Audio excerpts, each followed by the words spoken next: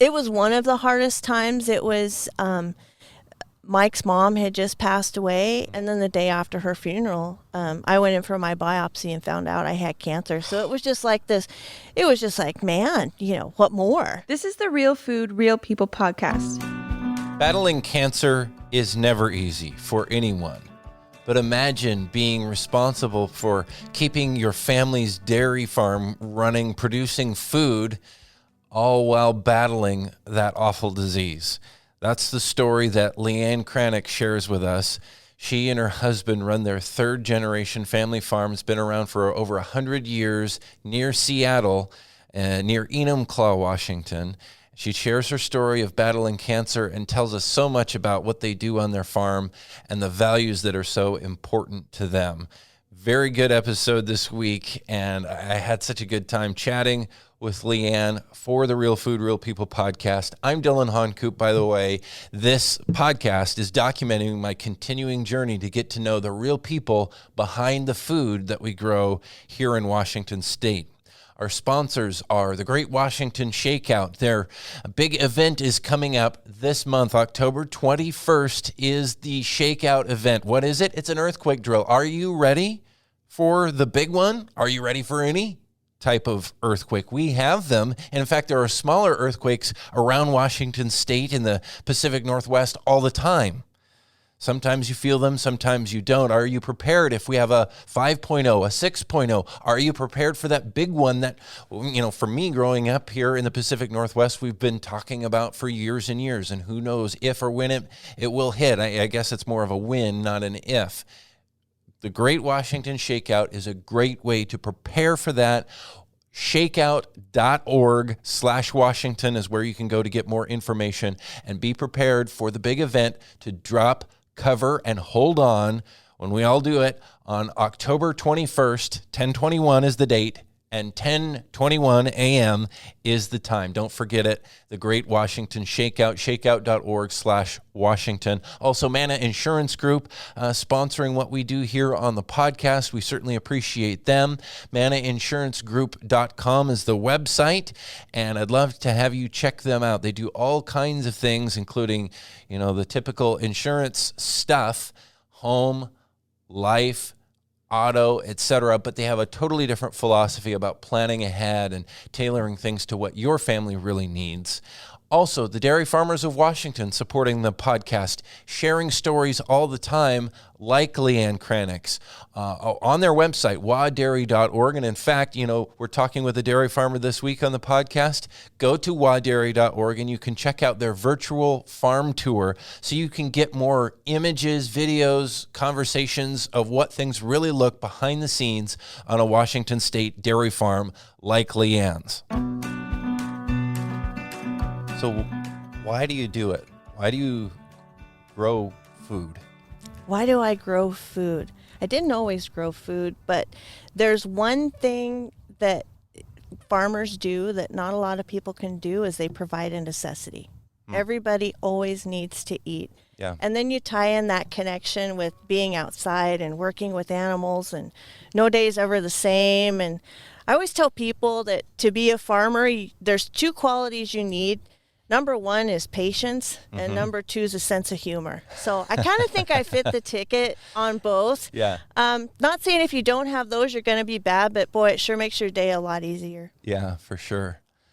So talk about your farm. You guys, dairy farm. That's it? You're not doing other crops or animals or things? We're at our second farm in Enumclaw, Washington, which is about 35 miles southeast of Seattle, and we're blessed to have Mount Rainier behind me. We have our home farm. We have about 1,300 head that we milk between two facilities. They're a quarter mile apart, and we have a lot of grass silage and pasture that we grow for our own feed.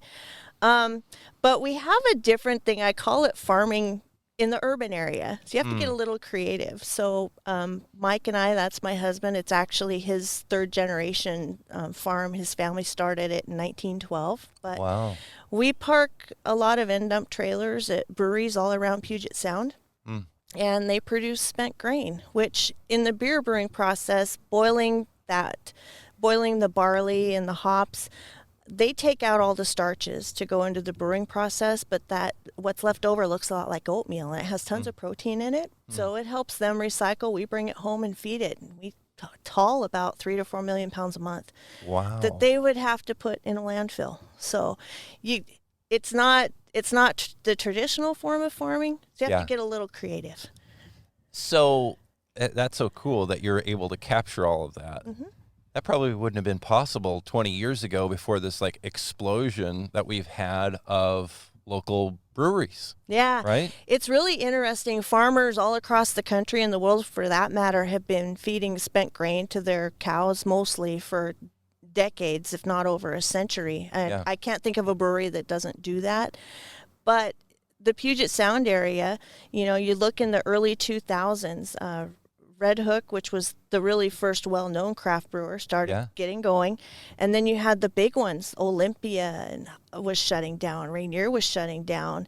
And that's kind of how we got into the business. It just is kind of by happenstance. A family called Dan O'Neill from O'Neill and Sons. He's from the Tumwater, Olympia area. His family was hauling spent grain for over 100 years from those big breweries to farmers all over the Puget Sound. They shut down. In 2007, corn was just starting to being used for ethanol. So, being resourceful, we'd always use Dan and his spent grain, and my husband called him up and he said, "Hey, Dan, do you have any spent grain available?" And he said, "Let me give you a call back." So he called us back the next day and he said, "I only have one small brewery, which is Hales Ales in Ballard. And occasionally I'll get a can of dry grain and a tank of yeast from Alaska Brewing in Juneau. How about I just offer you a truck and 2 trailers?" And so that's kind of how it all started. And brewers are a lot like farmers. They gossip a lot. Are you saying that farmers gossip? Oh, yeah, they do. And I have to say, I think the men talk a lot more amongst themselves than the ladies do. Really? And there's all these stereotypes, right? Here, I know, but it's yeah, and it's not bad. Talking about what's going on, that's always a good thing. You can't be stuck on your farm all the time and just be in your own little bubble. But they started talking, and we started knocking on doors and having that really good service.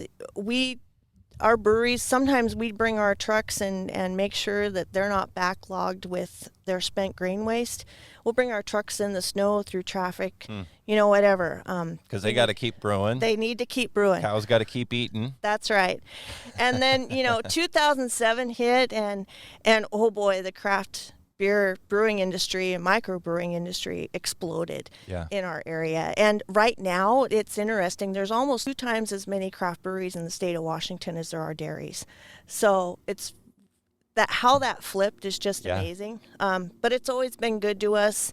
We've met a lot of great people doing that, and we've learned a lot about different things too doing that.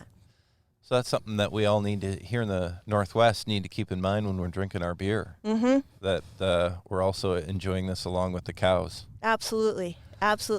Although they enjoy the protein and you enjoy the starch. But But no, it's a great relationship. Do the cows like it? They love it. Yeah. And I get a lot of questions too from people. They think, well, do cows get drunk after drinking beer? And then that follows in with the whole cow tipping, mantra. And actually, their digestive system, they're a ruminant. So we're monogastric. So we absorb all of that in our digestive system. But cows have this rumen, which is kind of like a big pickle jar. And so they can actually take the yeast in beer, and that's a probiotic. So it works the same way that a yogurt culture would work for us. And all those little microbes in there help them with digestion. I remember talking about that with Erica DeWard, Farmer Girl, in the first season of the podcast. Because she's a calf raiser. She's all about taking care of these little baby calves, and when they're not feeling well, sometimes that's the way she fixes it, by feeding them a beer. Yeah, isn't that weird? And they're but it makes sense. It does. And you'd think that you're actually harming them, but it's a good thing. Now, would you go out and do that with your dog or cat or pig? No. But for cows, they're different than we are. And I guess that's what makes the world spin around and be sustainable, is that we're all different. And so we all can use one thing that another one can't. So this family that you married into has Mm-hmm. been doing this for over 100 years. 109 years. Not incredible. That's crazy family history. Mm-hmm. What was it like when they started?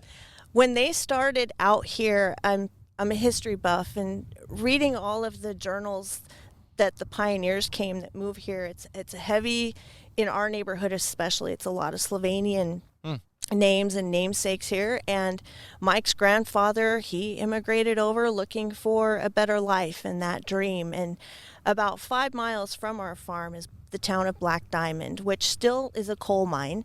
And it was heavy in coal mining back then. Coal mining and timber. Those were the big ticket items. And people would, of course, bring along cows. Everybody had a cow back then because they, it's family sustainable. And then people started to figure out, well, cows make butter, and Seattle's not that far away, and let's start selling our butter to Seattle. And so creameries came along. But he immigrated here in the early 1900s. And I mentioned the dairy was started in 1912. The reason that happened, there was a huge explosion in the coal mine, and a lot of men died, and he didn't want any part of that. And so he purchased 12 cows and the original 80 acres, and that was the start of Krainick Dairy. So it's kind of interesting, and then over time, it's just grown over time, but you have to evolve. You can't keep doing things the same way even that we did 10 years ago. So how many generations are still alive to see where it's at today? We have 11 nieces and nephews. We don't have any kids of our own. We have 4 cats. That's about it. And farming's changed a lot. And everybody says, it's so sad that we're losing the small farms, and it really is. But you really have to look in the mirror. How are people shopping these days? We basically have 4 main chains that people buy their food from, maybe 5. And you correlate how many people, what percentage of our population gets their groceries from those 4 main chains versus a farmer's market or a co-op or things. And it's pretty much even Steven. So it's going to have to change. It's sad, yes.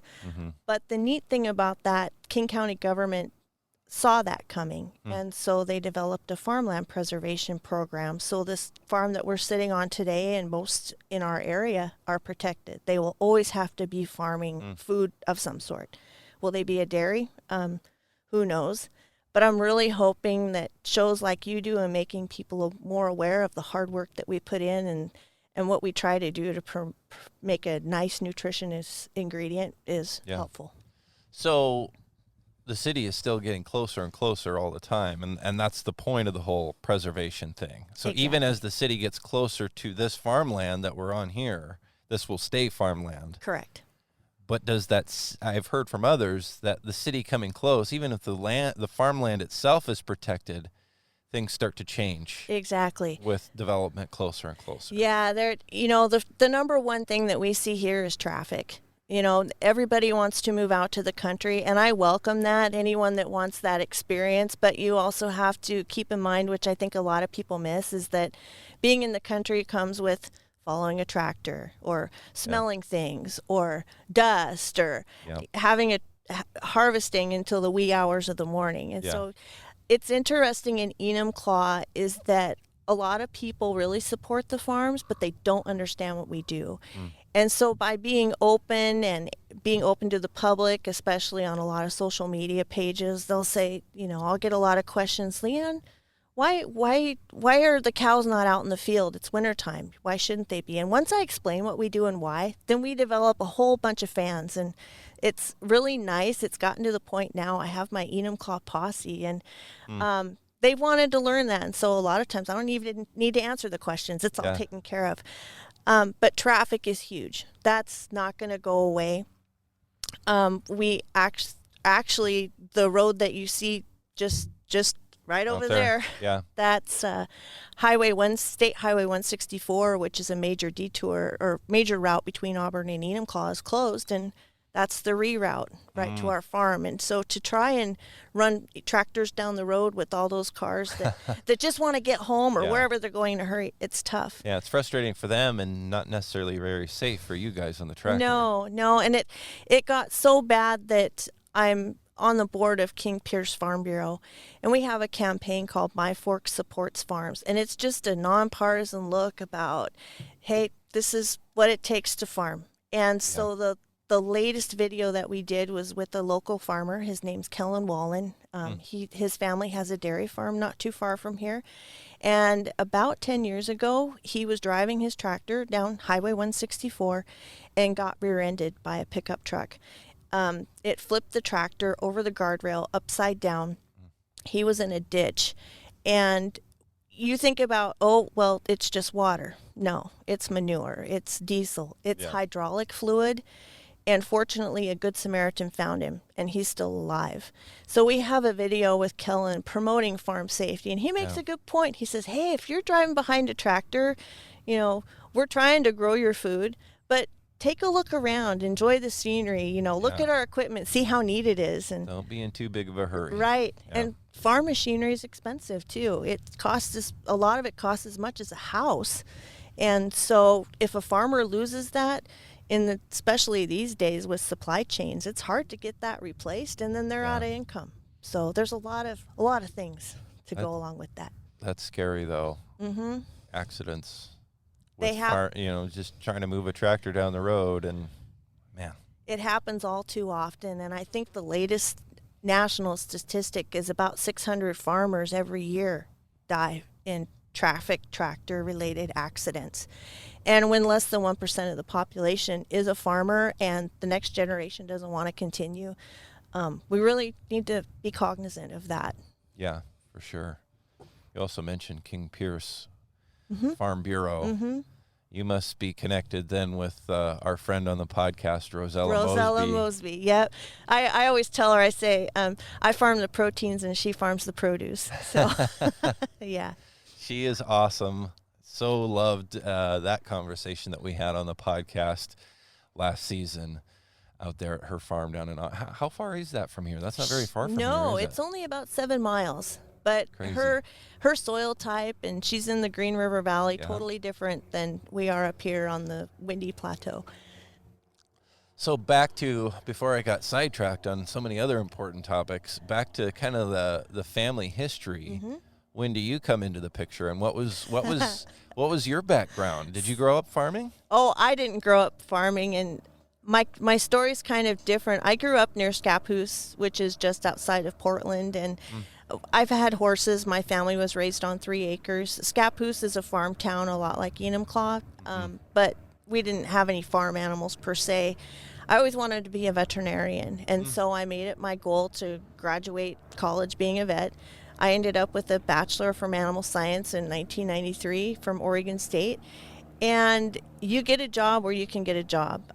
After spending 4 years getting a bachelor's degree, I didn't want to, vet school wasn't for me. Yeah. So I got a job in Seattle working with Land O'Lakes Feed doing formulation, which is basically feed recipes and pricing. Their office, which was kind of strange, was 2 blocks from the Space Needle. Wow. So here I am talking to farmers with the Space Needle out my window.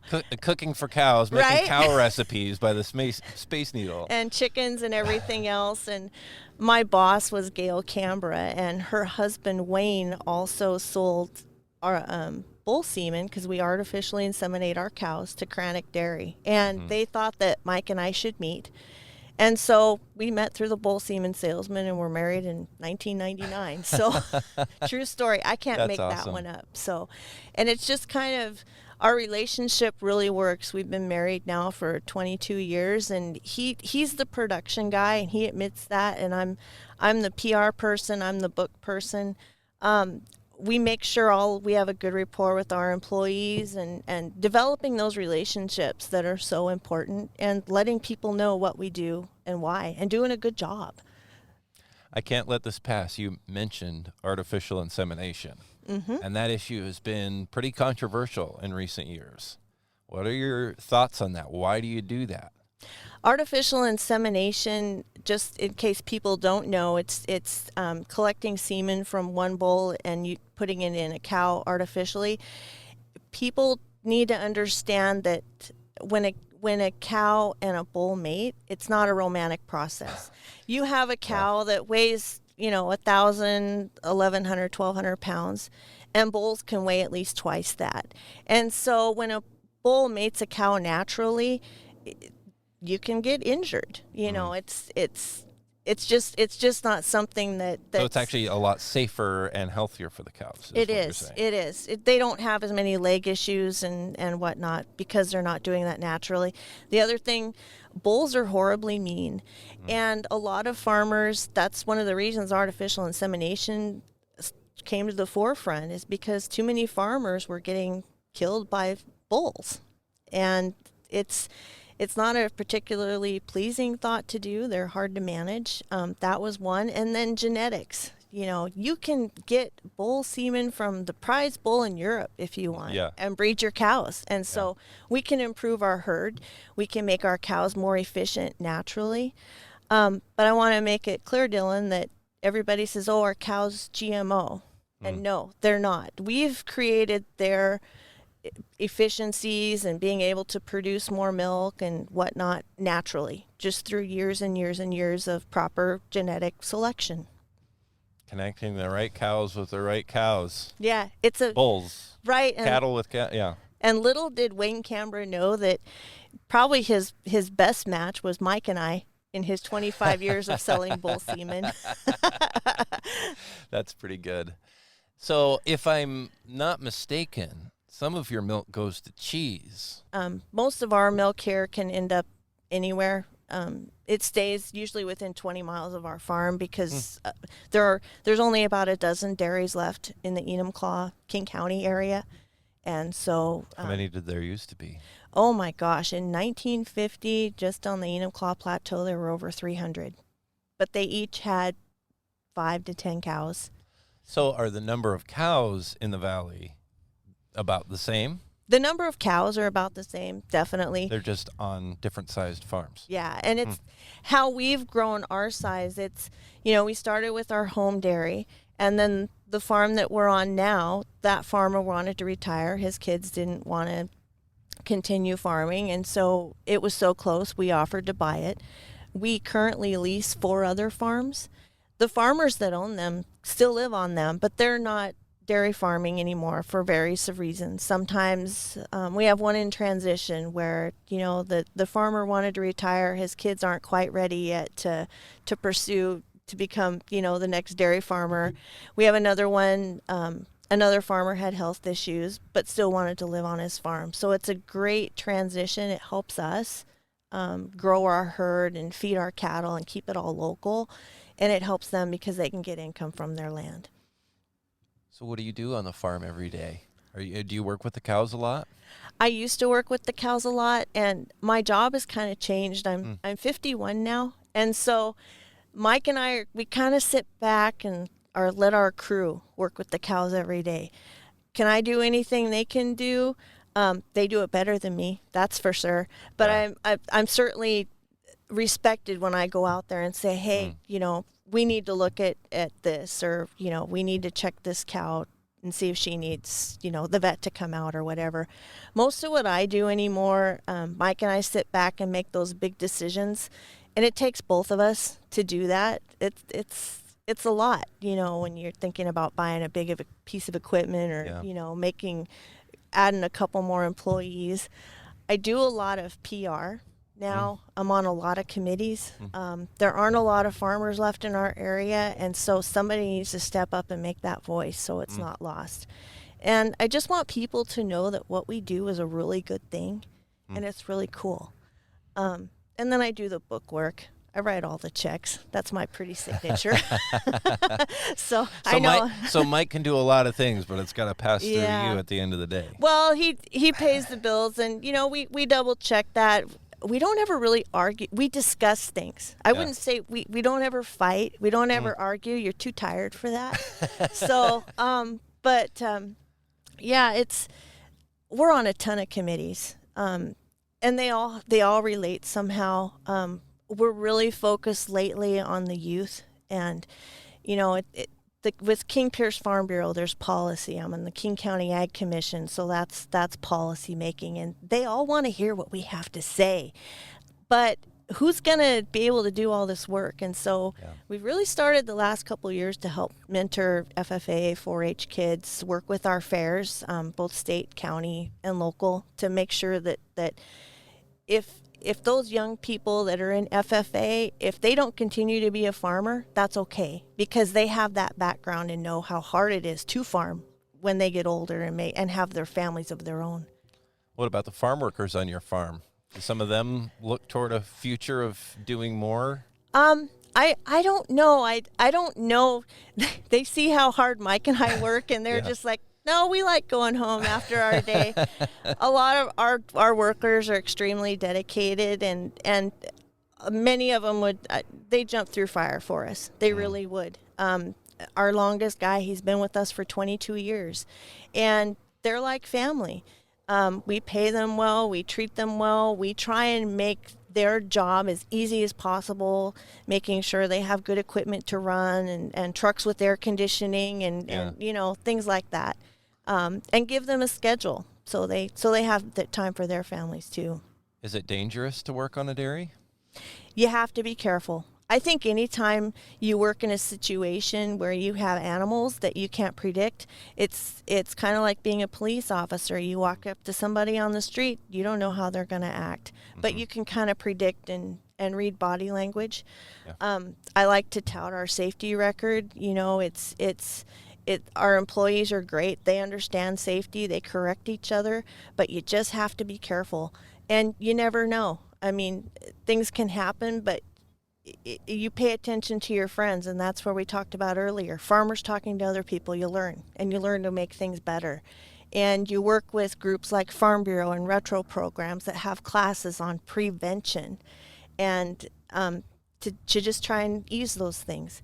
It's easy to go out and buy the latest tractor with all the bells and whistles that you think are going to prevent all those things, and sometimes they do, but those are expensive, and so you still have to be aware all the time.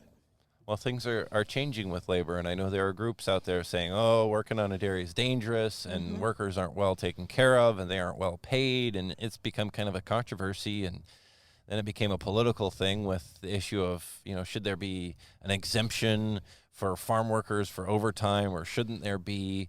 What's it like here on the farm for you guys with those issues? Yeah, dairy farming was mandatory overtime. I can't remember the exact date, but it was in July. And we automatically had to start paying time and a half for anything over 40 hours a week. And it was a stretch to our budget, definitely. We want our guys to have a good high quality of life, and we respect what they do. Do they make minimum wage? Oh, no. Our starting here, you're at $16.50 an hour. And I think most of the farms in the state are at that or more. We just need high quality labor. But you start paying employees more, and that's another reason Mike and I step back too. You need to give them more responsibility, and to help them grow and to help keep their mind engaged so they're not doing the same thing all the time. And so, we took some of our daily duties off and gave it to them. So it's worked out well. But boy, for our farm, it added another $150,000 a year that we had to find. So, and that's tricky with the thing that I keep hearing is the seasonal issue. Like farming has the ebb and flow, that has the busy times and the slower times. And granted, dairy farming, there's something to do every day, 365 days of the year. But you guys certainly have your busy seasons, right? Correct. And that's what makes it tricky with how people get paid. Right. We do have our busy season, and you want to keep those guys around. Right now, there's some trucks behind me. We're harvesting corn. And so we need to get it done. You have a certain time where that corn is at its prime. And so that puts a higher value on your feed costs. What's our feed worth with this ebb and flow? I really feel for the farmers, like you mentioned, the farmers that grow produce, where they have their farming all summer, and then come wintertime, there's not much left to do. the problem with that, we can't go to the stores that buy our food and say, oh, we need more money to cover labor. It doesn't work that way with farming. You can't raise the price of your milk? We can't raise the price of our milk. Our milk price is horribly complicated, but it starts with the federal level, and they put a federal milk order price with the CME, and it's all on buys and sells. And I always tell people, figuring out your milk price is just living solely off of what you make off your 401k or your stock plan, except you can only invest in one. So so you have to ride that roller coaster or whatever that investment is. Ride the roller coaster. And then with farming, it takes 2 years before a cow has a calf and she's able to produce milk on her own. So you have to figure out what that hot stock is going to be 2 years from now. Yeah. So it's that's probably why a lot of people aren't in it. But it's. Is there a way to change that? Like to give farmers more control over what they make, or be able to say, hey, you want to buy local milk, you need to pay more for it? Yeah, I wish that was the case. Dairy Gold is our cooperative in the Pacific Northwest. That's the main one.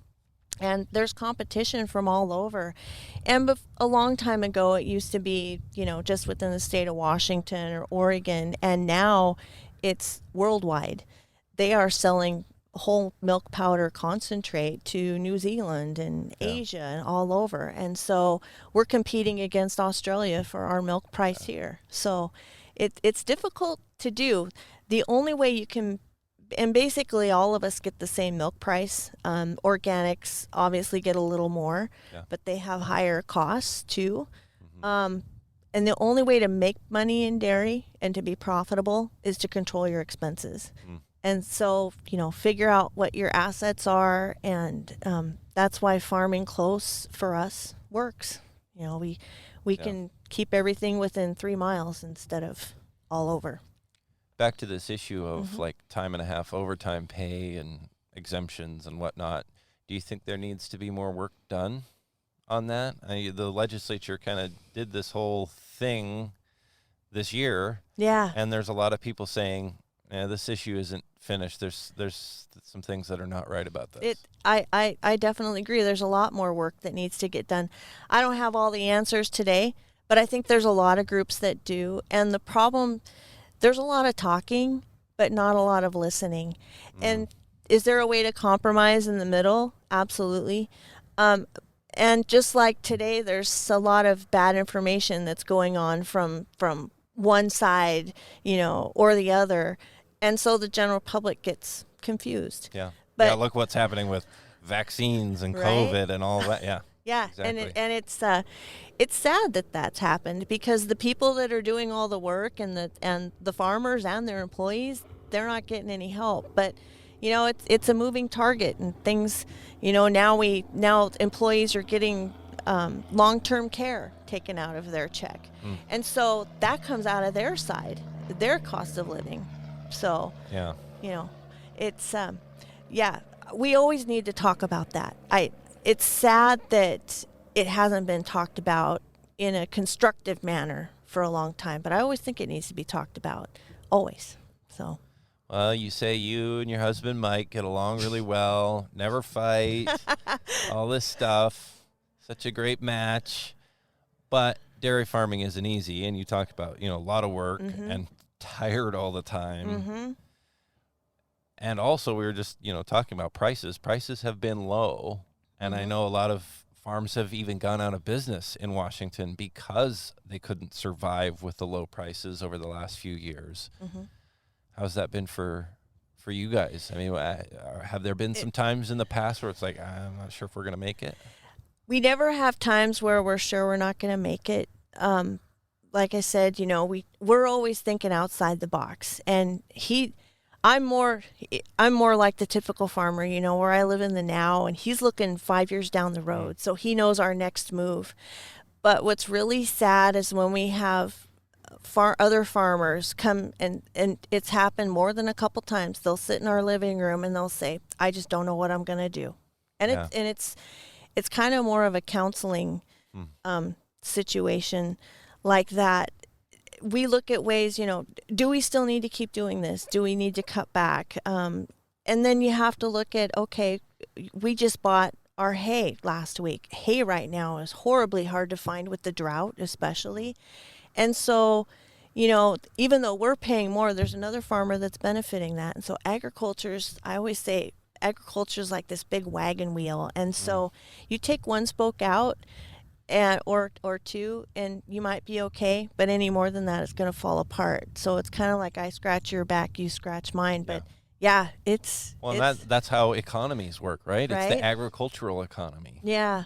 But, like I said earlier, to be a successful farmer, you have to have patience and a sense of humor. And as far as the relationship that Mike and I have, my sense of humor side of it, everybody says, do you guys ever argue? And I said, no, because if we get divorced, I'm going to give my half of the farm back to him. So, and nobody wants that. So that's kind of my sense of humor. And then he'd have to do all the work himself. Exactly. He'd have to write his own checks. So yeah. Well, you're so close to Seattle here, closer than most dairy farms in the state. So you must get people from the city around here sometimes. People checking out the farm, talking about it, asking questions. We have all that. We don't do a lot of tours. I want to do that in the future, but we've had some interesting opportunities here. We had the Seahawks come to our farm with a blitz. No way. Yeah, and that was it's a program called Fuel Up to Play 60, and it's a partnership that the NFL has with dairy councils, the National Dairy Council, which is the nutrition side. And so they wanted to link the two. So Blitz came here, and here where we're at? Right here where we're at, just right behind me. Our girls were out there. I call our cows the girls, and he was feeding them Pop-Tarts. He rode around with Mike in the tractor. So yeah, it was so much fun to do that. But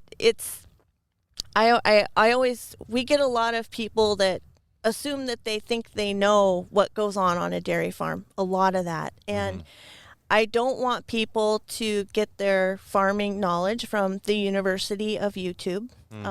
You can get a degree in 15 minutes. And so, which is why I kind of rely a lot on social media.